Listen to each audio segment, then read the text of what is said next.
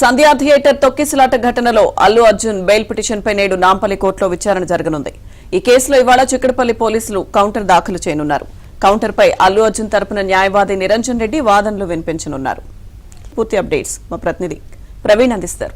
Praveen, Allu Arjun bail petition కు సంబంధించి నేడు నాంపల్లి కోర్టులో విచారణ కొనసాగనుంది. అయితే గత విచారణలో కౌంటర్ దాఖలు చేయడానికి కొంత సమయం కావాలంటూ కూడా పబ్లిక్ ప్రాసిక్యూటర్ సమయం కోరడంతో న్యాయస్థానం నేటి వరకు సమయం ఇచ్చింది. ఈ రోజు చిక్కడపల్లి పోలీసులు అల్లు అర్జున్ బెయిల్ పిటిషన్ కు సంబంధించి కౌంటర్ దాఖలు చేసేటువంటి అవకాశం ఉంటుంది. పోలీసులు కౌంటర్ దాఖలు చేసిన తర్వాత ఆ కౌంటర్ పైన అల్లు అర్జున్ తరపు న్యాయవాది నిరంజన్ రెడ్డి తన వాదనలు వినిపించబోతున్నారు. ఇప్పటికే అల్లు అర్జున్ కు హైకోర్టు 4 వారాల పాటు మధ్యంతర బెయిల్ మంజూరు చేయడం జరిగింది.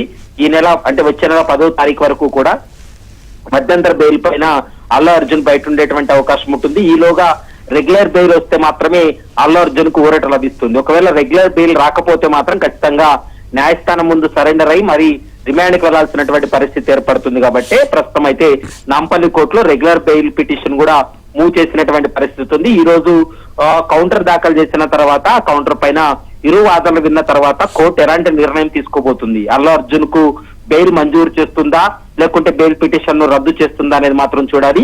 ఒకవేళ నాంపల్లి కోర్టు బెయిల్ పిటిషన్ ను డిస్మిస్ చేస్తే మాత్రం ఖచ్చితంగా తెలంగాణ హైకోర్టులో వెంటనే అక్కడ కూడా బెయిల్ పిటిషన్ మూవ్ చేసేటువంటి అవకాశం ఉంటుంది. అక్కడ కూడా సేమ్ ప్రాసెస్ లోనే కౌంటర్ దాఖలు అయ్యి అక్కడ కూడా వాదనలు వినిపించడానికి సిద్ధంగా ఉన్నామనేటువంటి అంశాన్ని నిరంజన్ రెడ్డి చెప్తున్నటువంటి మాట. మరి ఈ రోజు 10:45 కౌంటర్ దాఖలు చేసేటువంటి అవకాశాలు అయితే స్పష్టంగా కనపడుతున్నాయి. థాంక్యూ ప్రవీణ్.